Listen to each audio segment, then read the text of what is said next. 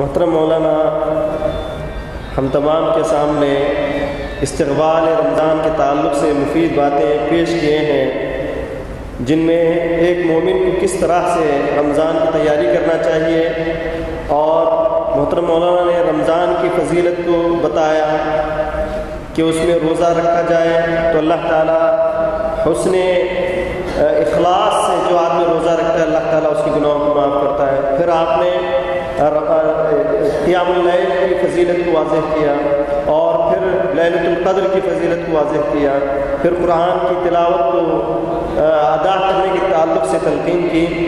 تو لہذا ہم کو چاہیے کہ ان تمام امور کو ہم رمضان میں ادا کرنے کی کوشش کریں۔ اس کے بعد میں محترم مولانا محمد انور صاحب سلفی حفظہ اللہ کو دعوت دیتا ہوں، اور آپ کا موضوع ہے زکوٰۃ کے فضائل اور احکام۔ محترم مولانا ہمارے درمیان کوئی محتاج تعارف نہیں ہے، آپ علم حلقے اور عوام میں معروف اور مشہور ہیں۔ آپ کے علمی دروس مختلف مقامات پر ہوتے ہیں، خطبہ جمعہ ہوتا ہے۔ اللہ آپ کی خدمات کو قبول کرے۔ میں مولانا کو دعوت دیتا ہوں، آئیں اور اپنا پرموس موضوع ہمارے سامنے پیش کریں۔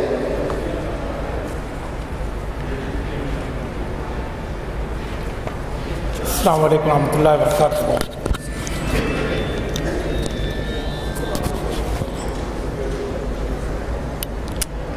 الحمد للہ رب العالمین والصلاة والسلام علی اشرف الانبیاء والمرسلین ورحمۃ اللہ للعالمین سیدنا محمد وعلی آلہ الطیبین واصحابہ الطاہرین، فاللہم صلی علی محمد وعلی آل محمد کما صلیت علی ابراہیم وعلی آل ابراہیم انک حمید مجید، اللہم بارک علی محمد وعلی آل محمد کما بارکت علی ابراہیم وعلی آل ابراہیم فی العالمین انک حمید مجید، اما بعد۔ قال اللہ تبارک و تعالی فی القرآن المجید والفرقان الحمید، اعوذ باللہ السمیع العلیم من الشیطان الرجیم، بسم اللہ الرحمن الرحیم۔ خذ من اموالہم صدقہ تطہرہم وتزکیہم بہا وصلی علیہم ان صلاتک سکن لہم واللہ سمیع علیم۔ محترم بزرگوں، دوستوں، پیارے بھائیوں اور معزز و محترم ماں اور بہنوں، جیسا کہ ابھی آپ نے ناظم اجتماع محترم شیخ محمد جامعی حفظہ اللہ تعالی سے میرے موضوع کے متعلق سن لیا کہ میرا جو موضوع ہے زکوٰۃ کے فضائل اور اس کے احکام۔ چونکہ یہ موضوع کوئی شعلہ بیانے کا موضوع نہیں ہے بلکہ سمجھنے اور سمجھانے کا ہے، تو میں بھائیوں سے گزارش کرتا ہوں کہ جب تک آپ دل کے کانوں سے اسے نہیں سنیں گے تب تک بات آپ کی سمجھ میں آنا مشکل ہے۔ تو جو بھائی بالخصوص جو سامنے کی کرسیوں پر بیٹھے ہوئے ہیں تو ان میں سے کچھ لوگ آتے ہی سونے لگتے ہیں، تو میں ان سے گزارش کرتا ہوں کہ وہ ایک دینی مجلس میں بیٹھے ہوئے ہیں تو براہ کرم اس کا وہ خیال رکھیں اور غور سے سننے کی کوشش کریں۔ رمضان مبارک کی آمد ہے، جیسا کہ ابھی اس کے فضائل و مناقب ہمارے محترم شیخ ابوبکر سلفی حفظہ اللہ نے بیان کیے۔ جن لوگوں کو اللہ رب العالمین نے مال و دولت سے نوازا ہے تو وہ ابھی سے اپنے مالوں کی زکوٰۃ، صدقات وغیرہ کے تعلق سے فکر مند ہے اور اس کے حساب و کتاب میں وہ جڑے ہوئے ہیں۔ میں یہ چاہتا ہوں کہ رمضان مبارک شروع ہونے سے پہلے ہی آپ لوگ اس کے تعلق سے تفصیل حاصل کر لیں تاکہ آپ حضرات کو اپنے زکوٰۃ کی ادائیگی میں کوئی پریشانی نہ ہو۔ زکوٰۃ کا معنی ہے پاک کرنے کی۔ اللہ تعالیٰ فرماتا ہے خذ من اموالہم صدقہ تطہرہم وتزکیہم بہا، کہ اے جناب محمد رسول اللہ صلی اللہ علیہ وسلم آپ ان کے مالوں سے صدقہ لیں۔ قرآن مجید میں زکوٰۃ کو زکوٰۃ بھی کہا گیا ہے اور صدقہ بھی کہا گیا ہے، یہ دونوں ایک ہی معنی میں ہیں۔ तुतहिरहुम व तुज़क्कीहिम बिहा, ताकि इसके ज़रिए से आप उनके मालों को पाक करें और साथ ही उनके दिलों को भी पाक करें। वसल्लि अलैहिम, और इनके हक़ में आप दुआ करें। इन्ना सलातका सकनुन लहुम, आपकी दुआ उनके लिए बाइस सुकून हुआ करती है। वल्लाहु समीउन अलीम, और अल्लाह ताला बहुत अच्छा सुनने वाला और जानने वाला। तो ज़कात देने से, ज़कात के अंदर अगर गैर महसूस तरीक़े से कोई गलत चीज़ दर आई हुई है तो ज़कात अदा करने से वो माल पाक हो जाता है। और इसी तरह दिल भी बखीली, कंजूसी, हिर्स, हवस, इस तरह की जो रूहानी गंदगियाँ और बीमारियाँ हैं उससे दिल भी पाक हो जाता है। तो जब आदमी ज़कात अदा करता है तो गोया कि उससे उसका माल भी पाक हो जाता है और उसका दिल भी पाक हो जाता है। ज़कात देने से माल बढ़ता है। अल्लाह के रसूल जनाब मोहम्मद रसूलुल्लाह सल्लल्लाहु अलैहि वसल्लम ने इरशाद फरमाया कि मा नक़स माल अब्दिन मिन सदक़ा, ज़कात देने से कभी किसी बंदे का माल कम नहीं होता। ज़कात की बड़ी अहमियत इस्लाम में है, और इसकी सबसे बड़ी अहमियत ये है कि ये इस्लाम के 5 बुनियादी अरकान में से एक रुकन है। अल्लाह के रसूल सल्लल्लाहु अलैहि वसल्लम ने इरशाद फरमाया, बुनियल इस्लाम अला खम्स, इस्लाम की बुनियाद 5 चीज़ों पर रखी गई है। एक तो शहादत अल्लाह इलाहा इल्लल्लाह व अन्ना मुहम्मद रसूलुल्लाह, इस बात की गवाही देना कि सिवाय अल्लाह के और कोई सच्चा माबूद नहीं है और मोहम्मद सल्लल्लाहु अलैहि वसल्लम अल्लाह के रसूल हैं। और दूसरा वो इकामत सलाह, वो ईताई ज़का, वो सोम रमज़ाना, वो हिज्जुल बैत मन इस्तता इलैहि सबीला, नमाज़ों को कायम करना, ज़कात देना और रमज़ान मुबारक के रोज़े रखना। अगर अल्लाह रब्बुल आलमीन ने ताकत दी है तो ज़िंदगी में एक मरतबा खाने काबा का हज करना। ज़कात सन 2 हिजरी माह शाबान में फ़र्ज़ हुई और कुरान मजीद में अल्लाह ताला ने 82 मकामात पर नमाज के साथ ज़कात अदा करने की तलकीन की है। अगर कोई शख्स ज़कात अदा करने से इनकार कर देता है और ये कहता है कि मैं ज़कात अदा नहीं करूँगा, या उसकी फ़र्ज़ियत का इनकार कर देता है और कहता है कि मैं इसे फ़र्ज़ नहीं मानता, ऐसा शख्स बिल इत्तिफ़ाक़ दायरे इस्लाम से निकल जाता है और वो मुसलमान के बजाय काफिर बन जाता है।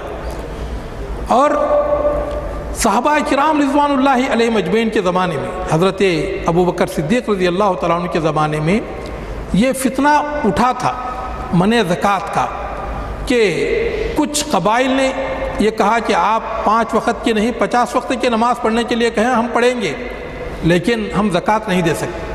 कुछ लोगों की आदत होती है कि चमड़ी जाए दमड़ी ना जाए, कि हम ज़कात नहीं दे सकते। तो हज़रत सैयदना अबू बकर सिद्दीक़ रज़ी अल्लाह तआला अन्हु ने उनसे जिहाद किया और उनसे क़िताल किया। हज़रत उमर इब्न ख़त्ताब रज़ी अल्लाह तआला अन्हु ने हज़रत अबू बकर से कहा कि ये लोग तो ला इलाहा इल्लल्लाह की गवाही देते हैं, जबकि अल्लाह के रसूल सल्लल्लाहु अलैहि वसल्लम ने फरमाया उमिरतु अन उक़ातिल अन्नास हत्ता यक़ूलू ला इलाहा इल्लल्लाह फ़इज़ा क़ालू हुफ़िज़ मिन्नी दिमाहुम व अम्वालुहुम व हिसाबुहुम अलल्लाह, कि मैं लोगों से उस वक्त तक जिहाद करने का हुक्म दिया गया हूँ जब तक कि वो ला इलाहा इल्लल्लाह कहे। जब उन्होंने कह लिया तो मेरे तरफ से उनके माल और उनके जाने महफूज हैं और उनका हिसाब अल्लाह पर है। तो ये लोग तो ला इलाहा इल्लल्लाह कह रहे हैं, नमाज़ पढ़ रहे हैं, तो कुर्बान जाइयो। हज़रत सैयदना सिद्दीक़ अकबर रज़ी अल्लाह तआला अन्हु की ज़ात गिरामी पर कहा वल्लाहि ला उक़ातिलन्ना मन फ़र्रक़ बैन सलाति व ज़कात, अल्लाह की कसम मैं हर उस शख्स से जिहाद करूँगा जो कि एक फ़र्ज़ को तो मानता है और दूसरे फ़र्ज़ का इनकार करता है और कहता है कि मैं नमाज तो पढ़ूंगा लेकिन ज़कात नहीं दूंगा। और फिर वो अपना तारीख़ी जुमला कहा अयुनक़सुद्दीन व अना हई, क्या मेरे जीते जी दीन कम हो जाएगा और फ़राइज़ बजाय 5 के 4 बन जाएंगे। और कहा वल्लाहि लो मनऊनी इक़ालन कानू युअद्दूनहु फ़ी ज़मीन रसूलिल्लाह सल्लल्लाहु अलैहि वसल्लम लक़ातलतुहुम अला ज़ालिक, अल्लाह की कसम अगर ये लोग زکوٰۃ میں اونٹ تو دیں، لیکن اونٹ باندھنے کی رسی جو اللہ کے رسول صلی اللہ علیہ وسلم کے زمانے میں دیتے تھے، اگر میرے زمانے میں نہ دیں تو اسے لینے کے لیے بھی میں ان سے جہاد کروں۔ میرے محترم دوستو، اللہ رب العالمین نے سیدنا ابوبکر صدیق رضی اللہ تعالیٰ عنہ کے ذات گرامی سے اس عظیم فتنے کو اللہ تعالیٰ نے ختم کیا، اور وہ لوگ جو کہ مرتد ہو گئے تھے پھر سے داخل اسلام ہوئے اور انہوں نے زکوٰۃ دینا شروع کیا۔ جو لوگ یہ مانتے ہیں کہ زکوٰۃ فرض ہے لیکن پھر بھی بخیلی کنجوسی کی وجہ سے زکوٰۃ نہیں دیتے، تو ایسے لوگ فاسق و فاجر ہیں اور بڑے گنہگار ہیں، اور اللہ رب العالمین نے ان کے لیے آخرت میں بڑے عذاب کا وعدہ کیا ہے۔ اللہ تعالیٰ فرماتا ہے والذین یکنزون الذہب والفضة ولا ينفقونها فی سبیل اللہ فبشرهم بعذاب علیم، کہ جو لوگ سونے اور چاندی کو جمع کر کے رکھتے ہیں اور انہیں اللہ تعالیٰ کے راستے میں خرچ نہیں کرتے، فبشرهم بعذاب علیم، ان کو دردناک عذاب کی خوشخبری دیجیے۔ یوم یحمى علیہ فی نار جہنم، جس دن کے ان کے اس سونے اور چاندی کو جہنم کی آگ میں تپایا جائے گا، فتقوا بہا جباہہم وجنوبہم وظہورہم، اور پھر اس سے ان کے چہروں کو، ان کے پیٹھوں کو اور ان کے پہلوؤں کو داغا جائے گا، اور کہا جائے گا ھذا ما کنزتم لانفسکم فذوقوا ما کنتم تکنزون، کہ یہ وہی ہے جسے تم اپنے لیے جمع کر کے رکھتے تھے، تو دنیا میں جو کچھ جمع کر کے رکھتے تو تم اس کا مزہ چکھو۔ میرے محترم دوستو، اور اللہ کے رسول جناب محمد رسول اللہ صلی اللہ علیہ وسلم نے ارشاد فرمایا کہ ما من مال لم یؤدی زکاتہ الا مثل له یوم القیامت شجاعا اقرا، کہ جس مال کی زکوٰۃ دنیا میں ادا نہیں کی جاتی تو اللہ رب العالمین کل قیامت کے دن اس مال کو یہ گنجے سانپ کی شکل دے گا، اور پھر اس شخص کے گلے میں وہ افزا ڈال دیا جائے گا، وہ سانپ ڈال دیا جائے گا، اور وہ سانپ اس کو چیر رہا ہوگا اور اس کے جبڑے کو پکڑ کر کہے گا انا مالک انا کنزک، میں تیرا مال ہوں، میں تیرا خزانہ ہوں۔ میرے محترم دوستو، زکوٰۃ کن لوگوں پر فرض ہے؟ زکوٰۃ کے فرض ہونے کے لیے 5 شرطوں کا پایا جانا لازمی اور ضروری ہے۔ پہلی شرط یہ ہے کہ آدمی مسلمان ہو۔ اگر کوئی غیر مسلم ہے، کافر ہے یا دین اسلام سے خارج ہے تو ایسے شخص پر زکوٰۃ فرض نہیں ہے۔ اور دوسرا یہ کہ صاحب نصاب ہو، اس کے پاس اتنا مال ہو کہ وہ زکوٰۃ کو پہنچا ہوا ہے۔ اگر زکوٰۃ کو پہنچا ہوا نہیں ہے تو اس پر زکوٰۃ فرض نہیں ہے۔ اور تیسری شرط یہ ہے کہ مکمل ملکیت، آدمی جو زکوٰۃ دے رہا ہے اس مال کا خود مالک ہو، یہ نہیں کہ مال کسی دوسرے کا ہے اور آپ اپنے طرف سے زکوٰۃ ادا کر رہے ہیں۔ اور چوتھی شرط یہ ہے کہ حولان حول، کہ جو مال آدمی کے پاس آیا ہوا ہے تو اسے آئے ہوئے 1 سال گزرا ہو، جب 1 سال گزر جاتا ہے تو اس مال پر زکوٰۃ فرض ہو جاتی ہے۔ ہاں اگر پہلے آدمی زکوٰۃ ادا کر دینا چاہتا ہے 1-2 مہینے پہلے یا 4 مہینے پہلے یا 1 سال پہلے بھی اگر وہ زکوٰۃ ادا کرنا چاہے تو ادا کر سکتا ہے، لیکن سال گزرنے کے بعد اگر وہ زکوٰۃ ادا نہیں کرتا تو وہ گنہگار ہوگا۔ اور 5ویں شرط یہ ہے کہ حریت، آدمی غلام نہ ہو بلکہ آزاد ہو۔ آزادی کا دور تو اب لگ چکا، غلامی کا دور تو اب لگ چکا ہے، تمام انسان آزاد ہیں۔ تو یہ 5 شرائط جس شخص کے اندر پائے جائیں تو اس پر زکوٰۃ فرض ہوتی ہے۔ اور زکوٰۃ کن چیزوں میں فرض ہے؟ سب سے پہلی چیز سونا۔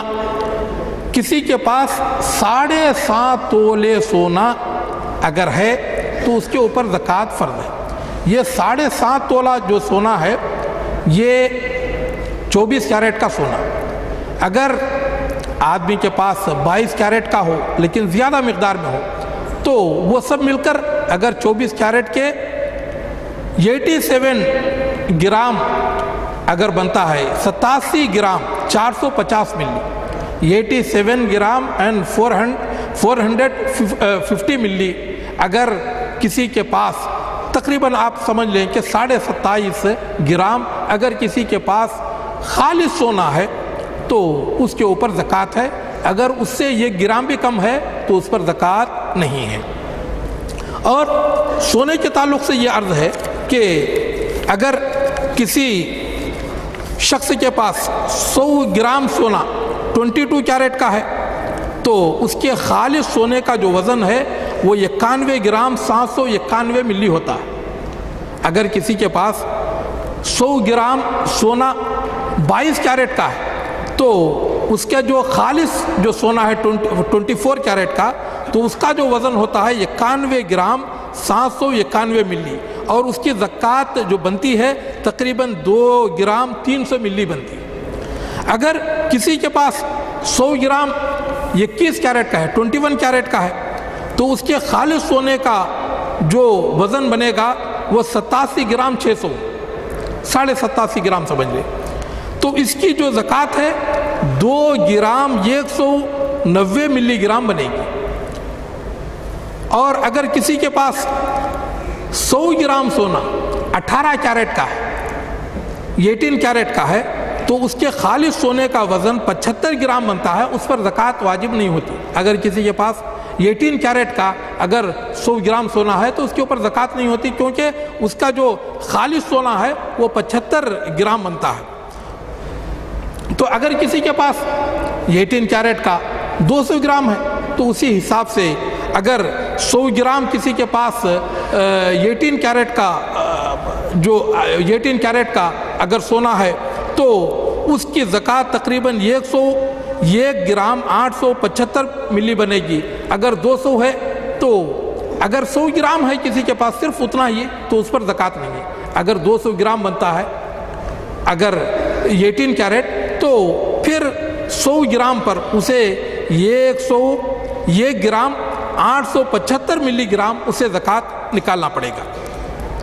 اور کچھ لوگ یہ کرتے ہیں کہ اگر کسی کے پاس 100 گرام سونا ہے تو وہ یہ کیا کرتے ہیں، جو 87.5 گرام جو ہے اسے لیس کر دیتے ہیں، اس کو نکال دیتے ہیں، نکال کر 15 گرام کی یا 12.5 گرام کی وہ زکوٰۃ دیتے ہیں۔ یہ چیٹنگ ہے اللہ تعالیٰ کے ساتھ، یہ چیٹنگ ہے اللہ تعالیٰ کے ساتھ، یہ بالکل غلط چیز ہے۔ بلکہ اگر آپ کے پاس 100 گرام سونا ہے تو 1 گرام سے لے کر 100 گرام تک آپ اس کی زکوٰۃ دینی پڑے گی، اس میں سے 87.5 گرام اسے لیس نہیں کرنا چاہیے۔ اور اسی طرح چاندی، کسی کے پاس 612 گرام چاندی خالص ہو یا اس کے پاس مخلوط چاندی ہے زیادہ ہے اور اس کا جو مخلوط ہے اسے اگر 24 کیرٹ کیا جائے تو 612 گرام اگر بنتی ہے اصلی خالص چاندی تو اس کے اوپر زکوٰۃ ہے، اگر اس سے کم ہے تو اس پر زکوٰۃ نہیں ہے۔ اور اسی طرح کسی کے پاس اگر 612 گرام چاندی کے برابر پیسہ ہو اور آج کل کویت کے ریٹ کے حساب سے اس کا آج ہی میں نے دریافت کیا سناروں سے تو معلوم ہے کہ 120 دینار اس کے بنتے ہیں۔ اگر کسی کے پاس کھا پی کر سالانہ 120 دینار کویت کے بچتے ہیں تو اس کے اوپر زکوٰۃ ہے، اگر نہیں بچتے ہیں تو اس کے اوپر زکوٰۃ نہیں ہے۔ اور اسی طرح کسی کے پاس اگر یہ انڈین کرنسی میں ہے تو 25,000 روپے اس کے بنتے ہیں، پاکستانی اگر کرنسی ہے تو تقریباً 45,000 یا 50,000 کے قریب یہ بنتے ہیں۔ تو اگر اتنی رقم کسی کے پاس کھا پی کر بچتی ہے تو اس کے اوپر زکوٰۃ ہے، اگر نہیں بچتی تو اس کے اوپر کوئی زکوٰۃ نہیں ہے۔ اور روپیہ چاہے کیش ہو چاہے کیش ہو، چاہے وہ بانڈ کی شکل میں ہو، چاہے کسی نے فکس ڈپازٹ کر رکھا ہو یا کسی نے کسی کو قرض دے رکھا ہو یا بانڈ خریدا ہو، غرض کے جس طریقے سے آپ کا پیسہ کہیں بھی یا کہیں آپ نے انویسٹ کر رکھا ہے، کسی کمپنی میں ڈال رکھا ہے تو جتنا پیسہ آپ کا ہے تو اس کے حساب سے آپ کو زکوٰۃ دینی پڑے گی۔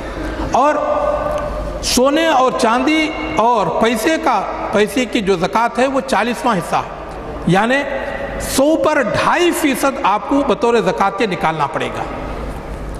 اگر کسی کو آپ نے قرض دے رکھا ہے تو وہ قرض بھی آپ اس میں شامل کریں گے اپنے زکوٰۃ کی رقم میں، کیونکہ وہ زکوٰۃ وہ آپ کی ہی رقم ہے۔ لیکن اگر آپ نے کسی ایسے شخص کو دے دیا، اس نے لیتے ہی بسم اللہ بول کر کھا لیا اور دینے کا نام نہیں لے رہا، تو کئی سال بیت گئے تو آپ کو زکوٰۃ دیتے دیتے آپ خود خلاص ہو رہے، تو ایسی جو ڈوبی ہوئی رقم ہے اس کے تعلق سے عرض ہے کہ کوئی بندہ اگر کوئی کسی کا پیسہ لے کر کھا گیا اور دینے کا نام نہیں لے رہا ہے تو جس وقت وہ رقم مل جائے تو اس وقت 1 سال کی وہ زکوٰۃ ادا کرے۔ اگر ڈوب گئی ہے تو پھر اس رقم کی زکوٰۃ ادا کرنے کی ضرورت نہیں ہے۔ اور اسی طرح سامان تجارت، کوئی بندہ اگر تجارت کر رہا، اس نے 10 لاکھ کا مال اپنے دکان میں رکھا ہوا ہے اور اس 10 لاکھ میں اس نے کریڈٹ پر قرض پر 2-3 لاکھ روپے لے رکھے ہیں اور باقی لوگوں سے اسے 3-4 لاکھ روپے آنا ہے، تو جب وہ زکوٰۃ دے گا تو جو سامان ہے اسے دیکھے گا، اس پر جو کریڈٹ ہے جو قرض ہے وہ اسے نکال دے گا۔ مثلا 3 لاکھ اس نے قرض لیا ہے تو وہ نکال دے گا، اور کسٹمروں سے اگر آنا ہے، مثلا 3 لاکھ روپے آپ کو کسٹمروں سے آنے ہیں تو وہ 3 لاکھ آپ ایڈ کریں تو 10 لاکھ بنتے ہیں، تو 10 لاکھ کے رقم کی آپ زکوٰۃ ادا کریں۔ تو جو بھی سامان تجارت آپ کے منڈیوں میں ہے یا گوداموں میں ہے، غرض کے جہاں کہیں بھی ہو، چاہے وہ کپڑے کی شکل میں ہو یا اور کسی بھی شکل میں ہو یا غلہ اور اناج کی شکل میں ہو، غرض کے جس شکل میں بھی سامان تجارت ہے اس کے زکوٰۃ آدمی کو دینی پڑے گی۔ اور اسی طرح زرعی پیداوار، اگر کوئی شخص کھیتی باڑی کرتا ہے تو زرعی جو پیداوار ہے تو اس میں بھی زکوٰۃ دینی پڑے گی۔ اللہ رب العالمین کا حکم ہے، یا ایھا الذین آمنوا انفقوا من طیبات ما کسبتم ومما اخرجنا لکم من الارض، کہ اے ایمان والو جو کچھ پاک حلال کمائی تم نے کمایا ہے اس میں سے اللہ تعالیٰ کے راستے میں خرچ کرو، اور جو کچھ ہم نے زمین سے نکالا ہے جو پیداوار تو اس میں بھی تم اللہ تعالیٰ کے راستے میں خرچ کرو۔ اور زرعی پیداوار کے تعلق سے عرض ہے کہ اس میں 2.5% نہیں ہے، اس میں 40واں حصہ نہیں ہے، بلکہ اس میں یا تو عشر ہے یا نہ تو نصف عشر۔ عشر کا مطلب یہ کہ 10واں حصہ، اور نصف عشر کا مطلب یہ ہے کہ 20واں حصہ۔ اگر کسی کی زمین ایسی ہے کہ بارش کے پانی سے وہ سیراب ہو جاتی ہے اور فصل اگ جاتی ہے، جیسے کہ جوار ہے، باجرہ ہے اور مکئی ہے اور اسی طرح مونگ پھلی وغیرہ ہے، تو تور ہے اور اس طرح کی دالیں وغیرہ ہیں، تو یہ سب جو پیداواریں ہیں تو وہ بارش کے پانی سے ہو جاتی ہیں۔ تو بارش کے پانی سے یا نہروں کے پانی سے یا اور اس طرح کی چیزوں سے اگر جو کھیتی سیراب ہوتی ہے تو اگر 725 کلو اس میں پیداوار ہوتی ہے تو تب زکوٰۃ ہے۔ 725 کلو سے اگر کم پیداوار ہوتی ہے تو اس پر زکوٰۃ نہیں ہے۔ اور اگر بارانی زمین ہے، جیسا کہ میں نے عرض کیا کہ بارش سے جو زمین سیراب ہو جاتی ہے تو اس میں 10واں حصہ آپ کو بطور زکوٰۃ کے دینا پڑے گا۔ اور یہ کب دینا پڑے گا؟ اس کے لیے ہولان ہول شرط نہیں ہے، یہ 1 سال گزرنا شرط نہیں ہے، بلکہ اللہ تعالیٰ فرماتا ہے وَآتُوا حَقَّهُ يَوْمَ حَصَادِهِ، جس دن فصل کاٹی جائے اسی دن اس کی زکوٰۃ تم ادا کر دو۔ تو مثلا اگر کوئی شخص اس کی زمین میں اسے مونگ پھلی ہوتی ہے، اگر 1000 کلو ہوتی ہے، تو اگر وہ بارش کے ذریعے سے وہ زمین سیراب ہوتی ہے تو اس میں 100 کلو اللہ تعالیٰ کے راستے میں بطور زکوٰۃ کے اسے دینا پڑے گا، اور اسی دن دینا پڑے گا جس دن کے فصل کاٹی جائے۔ اور اگر بارانی زمین نہیں ہے بلکہ پمپ سیٹ کے ذریعے سے اور کسی ایسے ذریعے سے کہ جس میں آدمی کو پیسہ خرچ کرنا پڑتا ہے، تو اگر ایسے ذریعے سے پانی اس زمین کو پہنچایا جاتا ہے جس میں کہ آدمی کی محنت خرچ ہوتی ہے، اس کا پیسہ خرچ ہوتا ہے، تو پھر اس میں نصف عشر، اگر 1000 کلو ہوتا ہے غلہ یا اناج یا کوئی بھی، تو اس میں 50 کلو اللہ تعالیٰ کے راستے میں بطور زکوٰۃ کے دینا پڑے گا۔ تو ہر وہ چیز جسے کہ اسٹور کر کے رکھا جا سکتا ہے، مثلا تمام قسم کی دالیں، روغنی بیج، کھجور وغیرہ اور خشک میوے، اسی طرح جو ایسے سبزیاں جن کو کہ اسٹاک کر کے رکھا جا سکتا ہے، مثلا آلو ہے، پیاز ہے اور لہسن ہے، اور اس طرح کی جو بھی چیزیں ہیں جن کو کہ اسٹور کر کے رکھا جا سکتا ہے، ان تمام میں زکوٰۃ دینی پڑے گی۔ حتیٰ کہ اگر شہد بھی پیدا ہوتا ہے تو اس کی پیداوار پر بھی آدمی کو زکوٰۃ دینا پڑتا ہے۔ اور جانور، اگر کسی کے پاس 40 بکریاں ہیں تو اس میں ایک بکری 80 تک، 80 کے بعد 2 بکریاں 200 تک، پھر 200 کے بعد 3 بکریاں 300 تک، اور اس کے بعد ہر 100 پر ایک ایک بکری زیادہ دینی پڑے گی۔ اسی طرح اونٹ، اگر کسی کے پاس 4 اونٹ ہیں تو زکوٰۃ نہیں ہے، اگر 5 اونٹ ہیں تو اس میں ایک بکری بطور زکوٰۃ کے دینی پڑے گی، 10 اونٹ ہیں تو 2 بکریاں، 15 اونٹ ہیں تو 3 بکریاں، اور 20 اونٹ ہیں تو 4 بکریاں، 25 اونٹ ہیں تو 5 بکریاں۔ اگر اور میرے خیال سے ہم لوگوں میں سے تو کسی کے پاس 25 اونٹ تو کسی کے پاس نہیں ہوں گے، ہیں کسی کے پاس نہیں؟ چلے اب گائے اور بیل، گائے اور بیل اگر یہ 30 اگر ہیں تو ان میں یہ جانور اللہ تعالیٰ کے راستے میں بطور زکوٰۃ کے دینا پڑے گا۔ اگر کسی کے پاس بھینس ہے، بھینس ہے تو بھینسوں کے اندر زکوٰۃ نہیں ہے، بھینسوں کے اندر زکوٰۃ نہیں ہے، لیکن احتیاط یہ ہے کہ آپ اس کی بھی زکوٰۃ دیں بطور احتیاط کی۔ بہت سارے لوگ یہ کہتے ہیں کہ بھئی جس طرح ہم گائے وغیرہ کی زکوٰۃ دیتے ہیں تو بھینسوں کی بھی دیتے ہیں، تو اسی لیے اگر گائے کی قربانی کی جا سکتی ہے تو پھر بھینسوں کی بھی قربانی ہونی چاہیے۔ تو اس کے تعلق سے عرض ہے کہ بھینسوں کی جو زکوٰۃ ہے احتیاطاً دی جا رہی ہے، اور قربانی میں احتیاط یہ ہے کہ آپ بھینس کی قربانی نہ کریں، احتیاط کا مسئلہ ہے۔ اگر کوئی شخص بھینس میں زکوٰۃ نہیں دیتا تو وہ اللہ تعالیٰ کے پاس گنہگار نہیں ہے، کیونکہ اس کا حکم قرآن و حدیث سے نہیں ہے۔ ہاں علماء نے کہا کہ بطور احتیاط کے دینا چاہیے۔ اور اسی طرح وہ چیزیں جن میں کہ زکوٰۃ نہیں ہے، جن میں زکوٰۃ نہیں ہے، رہائشی مکانات، اگر آپ کے پاس اپنا فلیٹ ہے، اپنے کئی مکانات ہیں جسے آپ نے کرائے پر بھی دے رکھا ہے، تو اگر آپ نے اس کا بزنس نہیں شروع کیا ہے بلکہ آپ اپنے بچوں کے لیے اور اپنے ہونے والی اولاد کے لیے آپ نے کئی مکانات بنائے ہیں تو اس میں کوئی حرج نہیں ہے۔ پراپرٹی پر اسلام میں کوئی زکوٰۃ نہیں، پراپرٹی پر کوئی زکوٰۃ نہیں، چاہے وہ گھر کی شکل میں کیوں نہ ہو، چاہے آپ کے پاس کئی گھر کیوں نہ ہو، تو اس پر کوئی زکوٰۃ نہیں ہے۔ ہاں اگر اس کا کرایہ وغیرہ آ رہا ہے اور کھا پی کر سالانہ 120 دینار کے حساب سے، اگر انڈین کرنسی کے حساب سے 25,000 روپے اور پاکستانی کرنسی کے حساب سے 45,000 روپے اگر آپ کے پاس بچتا ہے تو آپ پر زکوٰۃ ہے، ورنہ آپ پر زکوٰۃ نہیں ہے۔ اور اسی طرح زمینی پلاٹ، اگر آپ نے خریدا ہے پلاٹ کہ آئندہ چل کر اس پر کچھ مکان دکان وغیرہ بنائیں گے، تو ان زمین کے پلاٹوں پر بھی کوئی زکوٰۃ نہیں ہے اگر آپ نے اسے اپنی ذاتی ضرورت کے لیے لیا ہے۔ ہاں اگر آپ نے کاروبار شروع کر رکھا ہے کہ آپ پلاٹ لیتے ہیں بکاتے ہیں، لیتے ہیں بکاتے ہیں، تو گویا کہ وہ بھی آپ کا تجارتی سرمایہ ہے۔ اور اگر آپ اس طرح پلاٹوں کا دھندا کرتے ہیں اور عقارات کا دھندا کر رہے ہیں تو عقارات کے اندر آپ کا جتنا سرمایہ لگا ہوا ہے تو اس پورے سرمایہ کی آپ کو زکوٰۃ دینی پڑے گی۔ اور اسی طرح ہر قسم کی پراپرٹی اس کے اوپر کوئی زکوٰۃ نہیں ہے۔ فیکٹریاں، اگر کوئی بندہ فیکٹری بناتا ہے چاہے اس پر کروڑوں روپے کیوں نہ لگائے تو فیکٹریوں پر بھی کوئی زکوٰۃ نہیں ہے۔ دکان اگر آدمی نے کئی دکانات بنائے تو اس کے اوپر بھی کوئی زکوٰۃ نہیں ہے. ہاں البتہ ان سے جو کچھ آمدنی ہوتی ہے تو اس کے اوپر زکوٰۃ ہے.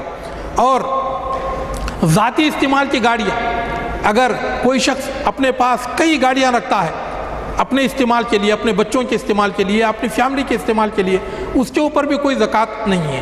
ہاں البتہ یہ کہ وہ رینٹل کار نہ رکھا ہو، کہ باقاعدہ اس کا ایک دھندا نہ شروع کر رکھا ہو، کہ اگر کوئی شخص اس لیے رکھتا ہے تاکہ وہ اس کے ذریعے سے بزنس وہ شروع کرے، تو پھر اس پورے سرمایہ پر جو بھی اس میں سرمایہ لگا ہوا ہے، اس پورے سرمایہ کی اسے زکوٰۃ دینی پڑے گی. اور اسی طرح وہ چیزیں جن سے کہ انسان اپنی روزی پیدا کرتا ہے، جیسے ٹرک ہے، کسی نے ٹرک رکھا ہے اور اسی کو چلاتا ہے اور وہ اس کی آمدنی کا ذریعہ، جو بھی ذرائع آمدنی ہے اس کے اوپر اسلام نے کوئی زکوٰۃ نہیں رکھی. اگر کوئی بس چلا رہا ہے، اس کے پاس بس ہے، 1-2 بسیں ہیں، اس کے اوپر زکوٰۃ نہیں ہے. ٹرک ہے، اس کے اوپر کوئی زکوٰۃ نہیں ہے. اگر زمین جوتنے والے مشینریاں، ہل، ٹریکٹر وغیرہ ہیں تو ان کے اوپر بھی کوئی زکوٰۃ نہیں ہے. ہاں البتہ ان سے جو کچھ آمدنی ہوتی ہے تو اگر کھا پی کر سالانہ 120 دینار بچتے ہیں تو زکوٰۃ ہے، اگر نہیں بچتے ہیں تو زکوٰۃ نہیں ہے. اور اسی طرح قیمتی پتھر، ہیرے، جواہرات اور موتی، تو اس طرح کے زمرد اور اس طرح کے جو قیمتی پتھر ہیں ان کے اوپر بھی کوئی زکوٰۃ نہیں ہے. حالانکہ لوگ یہ کہتے ہیں کہ بھئی ہیرے تو سونے چاندی سے بھی بہت زیادہ یہ قیمتی ہیں، ان کے اوپر زکوٰۃ کیوں نہیں ہے؟ تو میرے محترم دوست، حقیقت یہ ہے، یہ نوادرات ہیں، یہ عام لوگوں کے پاس نہیں ہوتے، بلکہ خاص لوگوں میں بھی کچھ خاص الخاص لوگوں کے پاس ہوتے. وہ تو کوئی اگر سربراہ مملکت ہے، کوئی بہت بڑا مالدار ہے، بلینر ہے، تو ایسے شخص کے پاس ہوتے ہیں. یہ عام لوگوں کے پاس رہنے والی چیز نہیں ہے. تو اسی لیے اسلام نے اس کے اوپر کوئی زکوٰۃ نہیں لگائی ہے. ہاں البتہ یہ کہ اگر اس کی تجارت کرتا ہے اور اس تجارت سے جو بھی فائدہ اسے حاصل ہوتا ہے، اگر کھا پی کر 120 دینار اگر بچتے ہیں سالانہ تو اس پر زکوٰۃ ہے، ورنہ نہیں ہے. قیمتی دھاتیں جیسے پلاٹینیم وغیرہ، لیکن ان کی تجارت سے ہونے والی آمدنی میں زکوٰۃ دینا پڑے گا. اور اسی طرح لوہا اور اس طرح کے جو بھی کیا ہے جو معدنیات ہیں ان کے اوپر بھی کوئی زکوٰۃ نہیں ہے. ہاں البتہ ان سے جو کچھ آمدنی آپ کو ہوتی ہے تو اس پر آپ پیسوں کے حساب سے جتنے پیسے ہیں، تو اگر 1000 ہیں تو 25 روپے، اور لاکھ میں 2500 کے حساب سے، اور اسی طرح آپ کو زکوٰۃ دینی پڑے گی. زکوٰۃ کن لوگوں کو دینا چاہیے؟ میرے محترم دوستو، زکوٰۃ کے 8 مصارف ہیں. زکوٰۃ کے 8 مصارف ہیں. اللہ تعالیٰ فرماتا ہے انما الصدقات للفقراء، کہ زکوٰۃ کا مال فقیروں کو دیا جائے. فقیر وہ لوگ ہیں جو کہ بھیک مانگتے ہیں. تو کوئی بھی مسلمان اگر بھیک مانگ رہا ہے تو آپ اسے اپنا زکوٰۃ کا مال دے سکتے ہیں. والمساکین، مسکینوں کو. مسکین کہتے ہیں ایسے شخص کو جو کہ کماتا تو ہے لیکن اس کا پیٹ نہیں بھرتا، اس کا گزران نہیں ہوتا، تو ایسا شخص مانگتا نہیں ہے. تو ایسے لوگوں کو تلاش کر کے دینا چاہیے، کیونکہ جو مانگنے والا ہے اگر آپ نے نہیں دیا تو کسی اور سے وہ مانگ لے گا. لیکن ایسے لوگ جو کہ سفید پوش ہیں اور جو کہ اپنی عزت کی چادر میں رہتے ہیں اور کسی کے سامنے ہاتھ نہیں پھیلاتے، لوگ ان کو مالدار سمجھتے ہیں. تو ایسے لوگوں کا پتہ لگانا چاہیے جو کہ مسکین ہیں، کماتے تو ہیں لیکن پورا نہیں ہوتا.